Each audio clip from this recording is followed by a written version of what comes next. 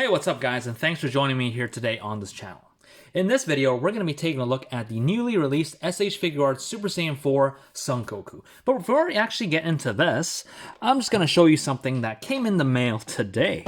And yes, that is Dodoria. I actually ended up ordering this guy off of Amazon Japan because I told you guys in my previous videos that I actually missed out on the pre-ordering dates from Premium Bandai USA, and I actually had to end up getting this guy off of Amazon Japan, but you can expect this guy next, right after the Super Saiyan 4 Goku. So, let's bring this guy off to the side here. Let's focus on Goku. Like I said, this is Super Saiyan 4 Goku from Dragon Ball GT. This is the first Dragon Ball GT SH Figuarts figure to be released, and I mean, everyone's been waiting for this guy. He was announced like 10 years ago. They showed prototypes, but they never ended up following through, but here we are. We finally got him, Super Saiyan 4 Goku.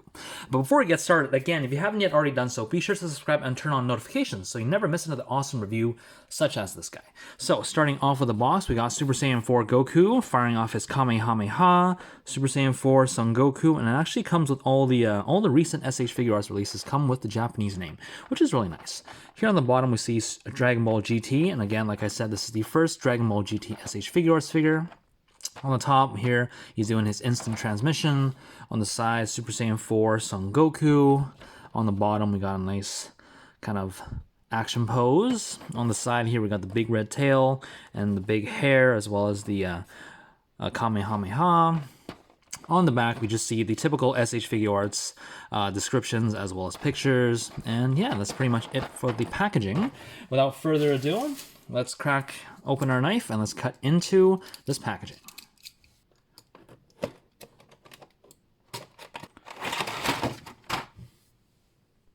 Alright, and here we have Super Saiyan 4 Goku out of his packaging. So taking a quick look here at this figure, see the detailing on this is really, really nice. I love this fur texture.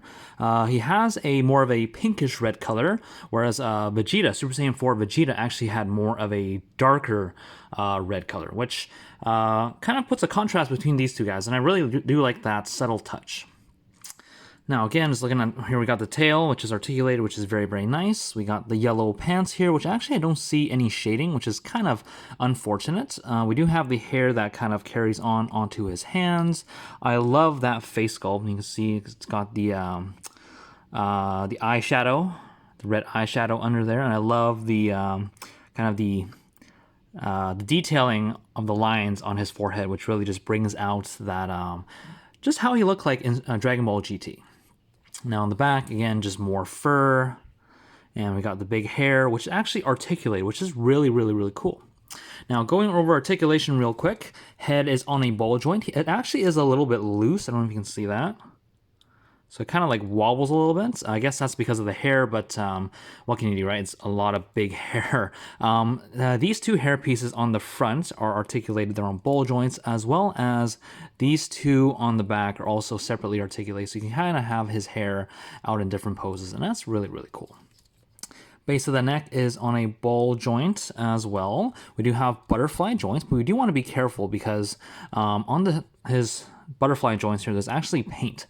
And I don't know if you can see, there's actually chipping a little bit. So you really want to make sure that you're not rubbing too much against the body. And but they can go forward this much here. I don't know if you can see that with all the hair, this far forward and that far back. And it's actually okay. It's a little bit gappy, but not too bad. Shoulders can go all the way around 360. It can go up the hinge, up to 90. We do have a bicep swivel, double jointed elbows, as well as a ball hinge in the wrist. Now getting these arms out of the way, we do have a ball joint at the diaphragm or torso there. We also have a ball joint at the waist. Legs can kick forward this far. If we get the tail out of the way, they can kick back, not a lot, because we do have a big butt, and I guess it needs to be big there because it provides an attachment for the tail. We do have a thigh swivel, as well as a double jointed knee bend, as well as an ankle swivel, an ankle tilt, and up and down motion, as well as a toe pivot that goes up to there. So yeah, pretty decent articulation, of course, as expected of a SH Figuarts figure. I expect nothing less. Oh, totally forgot about the tail. So there is a kind of like a peg joint that goes into the butt. We do have a hinge, and we also have another swivel right here for the tail. Nothing in the tail itself, but it's already nicely shaped, so we don't really need anything from that.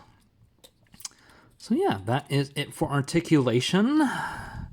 Now let's put him off to the back. Let's take a quick look at some of the accessories. He does come with three different faces. He has the regular stern face on him. He has a gritting the teeth looking off to the left, all with nice eyeshadow. He has a smirking face. And he also has a screaming face. This one just looks amazing. Now to switch the hair, forgive me, I'm actually not, I was gonna say I never actually did this before, but yeah, that was actually pretty easy. Just take off that hair piece, take this piece off. Let's give him a smirk. We can see 2 pegs and a hole, 2 holes and a peg. Just peg that in, make sure everything lines up. Give it a push, make sure that fits in all the way. And then take this hairpiece and just plug it back on. And here we have Super Saiyan 4 Goku with his signature smirk. It's really, really cool. All right, so that's it for the faces. Hands, I'm not gonna change because I'm pretty sure we've all seen this by now. We have 2 kind of open, relaxed palms, 2 classic Goku battle pose palms, 2 instant transmission hands, 2 kind of grasping hands, and again, these all have that red paint on it, which is really cool, and 2 grasping hands with a peg. And of course, this is to hold the Kamehameha effect, which actually comes as a ball, and these are all separate pieces that you have to put in yourself. And of course, you can take either of these hands, and we see there's a peg hole, there's a peg, and you can just plug that in. You can just pretend he's firing off the Kamehameha. Very, very nice. And just taking a look at this effect piece, it's all just molded in a translucent reddish pink plastic. It's more darker towards the base and lighter and more transparent towards the tips. And just very, very simple, very nice. It does feel that the plastic on this is a little bit more sturdier than some of the ones we've got in the past. So yeah, that is that. Getting everything out of the way here. Now for some quick size comparisons, here we have him next to the base form Goku. It's almost unrecognizable that these guys are the same guy. Here we have him next to little kid Goku from Dragon Ball. And of course, I reviewed this guy recently. Here we have him next to Tien, which of course still dwarfs him even in Super Saiyan 4. So yeah, that's comparisons for you. So, final thoughts on this figure. This is a very, very nice figure. This is a very much needed figure that all fans have wanted for over 10 years. And again, this is the first Dragon Ball GT figure. And it's really nice that they're actually doing this because this opens the door to other Dragon Ball GT figures, such of course as Super Saiyan 4 Vegeta, Super Saiyan 4 Gogeta, as well as some of the villains such as the Shenrons. And can't remember who else was in Dragon Ball GT.